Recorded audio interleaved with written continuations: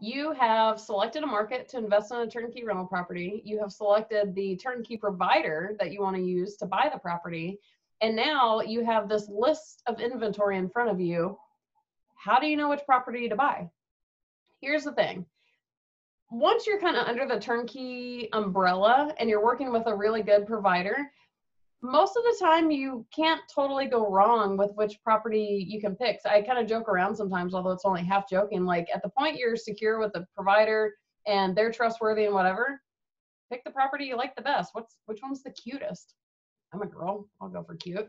But you know, in that umbrella, there's not as much that's going to go wrong. So you really kind of can start bringing in personal preference to it. Maybe one has slightly higher cash flow than the other. One really good conversation to have with the turnkey provider is the difference in the neighborhood. Say, hey, I don't really want as high a risk. What do you, what are the nicer neighborhoods of all of these listed?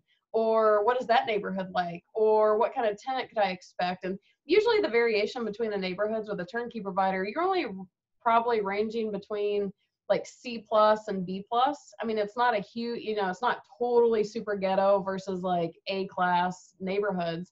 It is in that middle sector, but B plus is different than C plus. So you can kind of work with the provider on, let him know what your preferences are, and he can probably tell you what property might fit that the best. Another thing is, if you're financing, it is an important conversation to have with the seller is what property is most likely to appraise well. Because some properties in some markets, the provider will tell you right away, like, that property is just not going to appraise.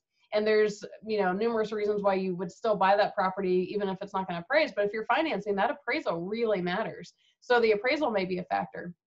But past the little logistics, like the cash flow and all that, like, again, once you're working with a solid provider, pick which one you like the best.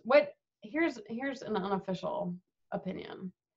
Maybe because I'm a girl, or I don't know. I don't think I've ever claimed because I'm a girl, but here's an unofficial thing. Pick the property that you can get super excited about. I say the girl part because that's kind of more of an emotional purchase. In investing, you shouldn't make emotional purchases, and you shouldn't base it on what you really like or don't like. You should base it on the numbers and the variables with it. But again, if all the properties are there, if there's one that gets you kind of more excited than others, go for it. This should be fun. Yeah, we're in it for the finances, but have some fun too and be excited about what you're buying.